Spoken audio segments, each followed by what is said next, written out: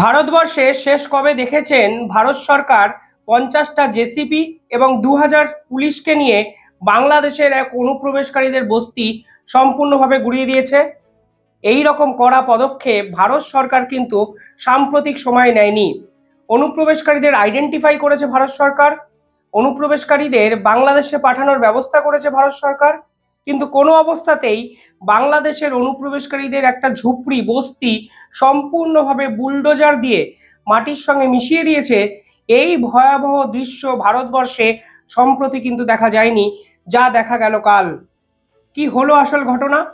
1000 জন অবৈধ অনুপ্রবেশকারীকে আইডেন্টিফাই করেছে ভারত।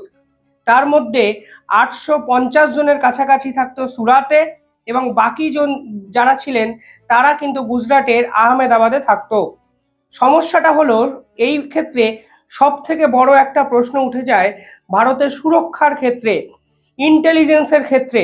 এমনকি এই সকল মানুষরা কিভাবে নকল আধার কার্ড বানালেন, নকল ভোটার কার্ড বানালেন, এমনকি গ্রাউন্ড লেভেল সাপোর্টটা এরা প্রাথমিকভাবে ঠিক কিভাবে পেল, এই সমস্ত প্রশ্নচিহ্ন কিন্তু এই সমগ্র ঘটনা আমাদেরকে তুলে দিল। পাশাপাশি ভারত সরকার এই সকল বাংলাদেশে অনুপ্রবেশকারীদের জেলে নয়, সরাসরি বাংলাদেশে পাঠানোর বন্দোবস্ত করলেন, যা মোহাম্মদ ইউনূসের কাছে নিঃসন্দেহে এক অশনি সংকেত।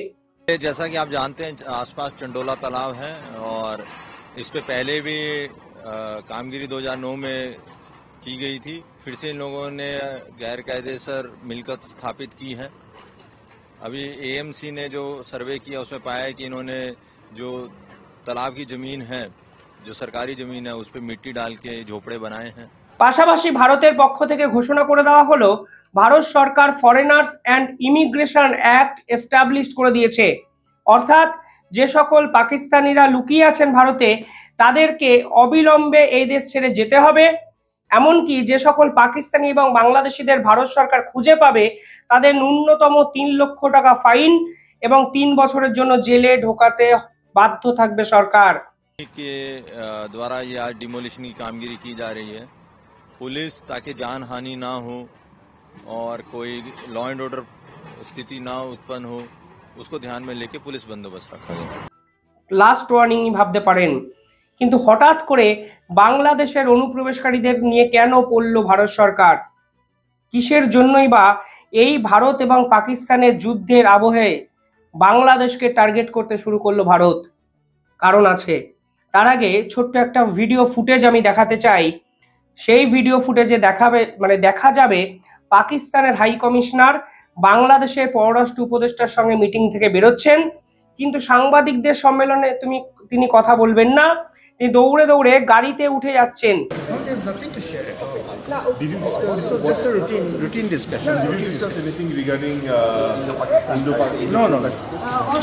But rescheduling the foreign minister visit was quite helpful. No, but today's meeting was entirely different.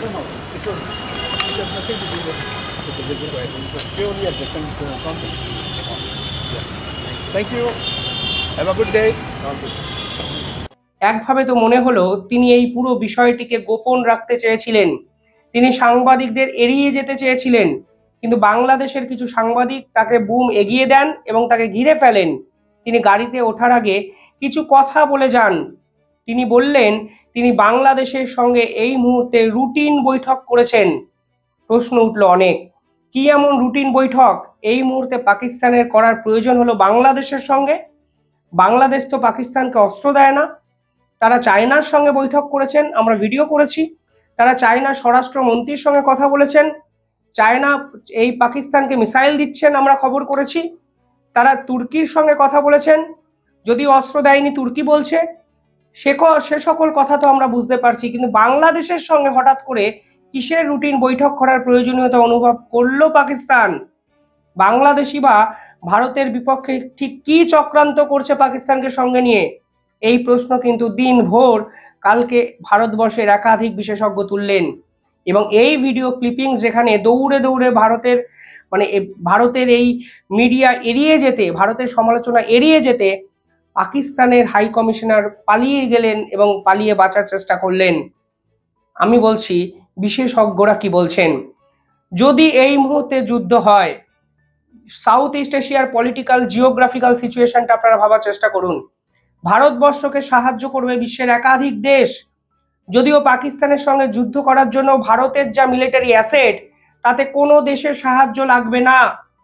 তা সত্ত্বেও ধরে নেওয়া যায় রাশিয়া, আমেরিকার মতো দুই প্রভাবশালী দেশ ভারতবর্ষকে উজাড় করে সাহায্য করবে। তুলসী গ্যাবার্ড সরাসরি বলেছে তারা ভারতবর্ষের সঙ্গে আছে। ডোনাল্ড ট্রাম্প প্রশাসনের অন্যতম জনপ্রিয় কর্তা কাশ প্যাটেল তিনি বলে দিয়েছেন ভারতবর্ষের সঙ্গে তিনি আছেন। ইউরোপীয় ইউনিয়নের একাধিক দেশ বলেছে সন্ত্রাসবাদী দমনে ভারতবর্ষের পাশে তারা দাঁড়াবেন। ফ্রান্স ভারতবর্ষের হাতে 26টা রাফায়েল মেরিন তুলে দিচ্ছেন এই মুহূর্তে দাঁড়িয়ে। সব মিলিয়ে ভারতবর্ষের সঙ্গে এই মুহূর্তে জাতিসংঘের নথিভুক্ত 100-র বেশি দেশ। পাকিস্তানের কাছে কে আছে? চীন আছে। চীন সরাসরি ভারতের বিপক্ষে লড়তে আসবেও না। চীন সামনে এসে যুদ্ধ করে না। চীন পিছন থেকে পাকিস্তানের মতো কিছু বোড়েকে ব্যবহার করে শুধুমাত্র ভারতের ইকোনমিক্যাল ক্রাইসিসকে ডেকে আনার জন্য। তাহলে এই মুহূর্তে পাকিস্তান যদি ভারতবর্ষের সঙ্গে যুদ্ধে জড়ায়, তাহলে বাংলাদেশ ছাড়া ভারতবর্ষের বিপক্ষে লড়ার মতো গ্রাউন্ড লেভেল রিয়েলিটিতে এই মুহূর্তে আর কেউ নেই। এবং আমার দৃঢ় বিশ্বাস পাকিস্তান এই মুহূর্তে বাংলাদেশের গ্রাউন্ডটাকে ব্যবহার করার চেষ্টা করছে। ঠিক যখন যুদ্ধ ছিল না তখনই একের পর এক আইএসআই কর্তা বাংলাদেশে গেছেন, চট্টগ্রামে মিটিং করেছেন। পাকিস্তান সেনাবাহিনী সদস্যরা গিয়ে বাংলাদেশ সেনাবাহিনী সদস্যকে ট্রেন করেছেন। এমনকি পাকিস্তানে যে মহড়া হয়েছিল ঠিক সেই অনুষ্ঠানে বাংলাদেশের নেভি যোগদান করেছে। আর এই মুহূর্তে দাঁড়িয়ে পাকিস্তান চাইছে ভারতবর্ষকে ঘায়েল করার জন্য বাংলাদেশের মাটি ব্যবহার করতে। খুব সহজ এই কারণগুলো। কেন আমি বলছি সহজ? কেন এই মুহূর্তে বাংলাদেশ এবং পাকিস্তান একসঙ্গে কাজ করতে পারে? কারণ এই ব্যবস্থাপনাটা মোহাম্মদ ইউনূস শেষ 6 মাসে অলরেডি করে রেখে দিয়েছেন। কি করেছেন তিনি? তিনি খুব সহজে পাকিস্তানিদের ভিসা দেওয়ার ব্যবস্থা করে দিয়েছেন। অর্থাৎ এই মুহূর্তে যদি কোনো পাকিস্তানের জঙ্গিকে বাংলাদেশে যেতে হয় তাহলে খুব সহজে তারা ভিসা পেতে পারেন। কোনো আইডেন্টিটি ভেরিফিকেশন লাগবে না, কোনো পুলিশি ভেরিফিকেশন লাগবে না। ভিসা প্রসেস এতটাই সহজ করে দিয়েছেন যে খুব সহজেই পাকিস্তান বাংলাদেশে লোক পাঠিয়ে দিতে পারে। শুধু তাই নয়, একের পর এক বন্দরে বাংলাদেশের যে চট্টগ্রাম এবং মঙ্গলা পোর্ট, সেখানে করাচি থেকে জাহাজ যেতে শুরু করেছে। সেই জাহাজের ভিতর কি আছে তা বাংলাদেশ সরকার এখনো কিন্তু রিভিল করেনি। জাহাজের ভিতরে পণ্য আছে নাকি অস্ত্র আছে, সেই প্রশ্নের জবাব আজ অবধি বাংলাদেশের মোহাম্মদ ইউনূস সরকার কিন্তু দেয়নি। পাশাপাশি শেখ হাসিনা কি করেছিলেন জানেন? তিনি করাচি থেকে সমস্ত বিমান বাংলাদেশে যাওয়া বন্ধ করে দিয়েছিলেন। মোহাম্মদ ইউনূস শুধু ভিসা পদ্ধতিকে সহজ করেননি, তিনি করাচি থেকে ডিরেক্ট ফ্লাইট চালু করে দিয়েছেন বাংলাদেশে। ফলে খুব সহজে পাকিস্তান সরকার বাংলাদেশের মাটিটাকে ব্যবহার করতে পারবে, একের পর এক বিমানে লোক পাঠাতে পারবে এবং ভারতের বিপক্ষে বাংলাদেশের মাটিটাকে ব্যবহার করতে পারবে।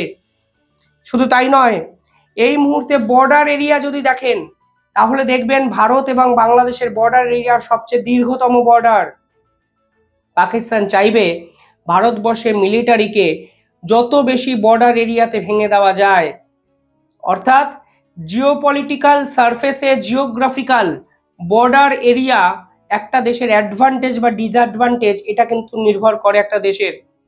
ঠিক সেই প্রেক্ষাপটে দাঁড়িয়ে বাংলাদেশের দিক থেকেও যদি পাকিস্তান মুভ করার চেষ্টা করে তাহলে মোহাম্মদ ইউনূস সরকার খোলা দরজা কার্যত পাকিস্তানের দিকে রেখে দিয়েছেন এবং তিনি বলছেন, আসো আমাদের দেশে আসো, আমাদের মাটিকে ব্যবহার করে ভারতের বিপক্ষে লড়াই করো। তবে ভারত সরকার চুপ করে নেই। কালকে 1000 জন বাংলাদেশি অনুপ্রবেশকারীকে তারা ধরেছেন, তাও আবার একটা মাত্র রাজ্য থেকে। এই মুহূর্তে রোহিঙ্গা সমস্যায় জর্জরিত মোহাম্মদ ইউনূস। ঠিক সেই প্রেক্ষাপটে দাঁড়িয়ে আরো 1000 জন বাংলাদেশি যদি একদিনের নোটিশে বাংলাদেশে যায় তাহলে মোহাম্মদ ইউনূস তাদের থাকার ব্যবস্থা করে দিতে পারবেন তো? পাশাপাশি একাধিক বিশেষজ্ঞ যে দাবি তুলেছেন তা যদি ভারত সরকার ইমপ্লিমেন্ট করে তাহলে মোহাম্মদ ইউনূস সরকারের হয়তো গলাবাজি করার জায়গাটুকু থাকবে না। সিন্ধু জল চুক্তি বাতিল করেছে ভারতবর্ষ, তারপরে পাকিস্তান থেকে শুধু কান্নার আওয়াজ। পাকিস্তানের টোটাল ডিপেন্ডেন্সি 34%, 34% ডিপেন্ডেন্সি সিন্ধু জলচুক্তির উপরে ছিল। মাস পপুলেশন কমে যাবে 40 থেকে 50% যদি 5 বছর এই জলচুক্তি স্থগিত রাখে ভারত। অর্থনৈতিক ক্রাইসিস তৈরি হবে। পিওকেতে অলরেডি এমার্জেন্সি জারি করে দিয়েছে পাকিস্তান। দাবি উঠেছে যারা এই পাকিস্তানকে সাহায্য করছে তাদের সঙ্গেও চুক্তি বাতিল করুক ভারত, এবং ভারতবর্ষ ভাবছে গঙ্গা জল চুক্তি বাতিল করবে কিনা।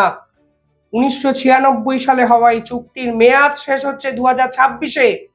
এরপর যদি ভারত বলে আমি গঙ্গা জল চুক্তি বাতিল করব, তাহলে বাংলাদেশের কাছে আর কি পড়ে থাকবে? হাতে একটা হ্যারিকেন। সেই হ্যারিকেনের আলো জ্বালালেও বাংলাদেশের মোহাম্মদ ইউনূস সরকার নিজের ভবিষ্যৎটা দেখতে পারবেন না, কারণ সামনে এতটাই অন্ধকার। এই তিস্তা চুক্তিকে কেন্দ্র করে দিনের পর দিন বাংলাদেশ হুঁশিয়ারি দিয়েছে ভারতকে। তিস্তা নদীর উপর বাঁধ তৈরি করার জন্য একাধিক কথাবার্তা কিন্তু বলা হয়েছে বাংলাদেশের পক্ষ থেকে। সেই তিস্তার উপরে প্রজেক্ট তৈরি করার জন্য তারা চীনকে ডেকে আনতে চেয়েছিল কিছুদিন আগে, যা ভারত সম্পূর্ণভাবে নেগলেক্ট করেছে, বিরোধিতা করেছে বিভিন্ন ক্ষেত্রে। আর আজকের দিনে দাঁড়িয়ে সম্ভাবনা তৈরি হচ্ছে যে সিন্ধু জল চুক্তির পর শুধুমাত্র বাংলাদেশের টেরোরিজম অ্যাক্টিভিটির জন্য, ভারত বিরোধী অ্যাক্টিভিটির জন্য হয়তো গঙ্গা জল চুক্তি বাতিল করার দিকে ভারতবর্ষ যাবে। এবং আমার মনে হয় এটা একদম সঠিক সিদ্ধান্ত হবে, কারণ এরা মুখ বন্ধ করে রাখাটাকে দুর্বলতা ভাবতে শুরু করেছিল। তারা এখন জাতিসংঘকে সেফ প্যাসেজ করিডর দিচ্ছে। আসলে আরাকান আর্মি যদি এই করিডর থেকে বাংলাদেশে ঢুকে যায়, তাহলে কিন্তু মোহাম্মদ ইউনূসের পালানোর রাস্তাটাও থাকবে না। হিস্টোরিক্যাল ব্লান্ডার তারা নিজের দেশের সঙ্গে করছে করুক, কিন্তু ভারতবর্ষের সঙ্গে যে বৃহত্তর ষড়যন্ত্র করার চেষ্টা করছে, ছলনা করার চেষ্টা করছে, এবং পাকিস্তান হাই কমিশনের সঙ্গে গোপনে মিটিং করার চেষ্টা করছে, এতে ভারতবর্ষ কি ছেড়ে দেবে? প্রশ্ন কিন্তু উঠছেই। ভারতবর্ষ কি করতে পারে? একটা চুক্তি বাতিল করার মাধ্যমেই মোহাম্মদ ইউনূসদের বাবা পাকিস্তান বুঝে গেছে, এখন ছেলে বাংলাদেশের বোঝার পালা। সেই সময়টাই হয়তো আসছে। আপনারা কমেন্টে জানাবেন এই মুহূর্তে ভারতবর্ষের কি করা উচিত। ধন্যবাদ।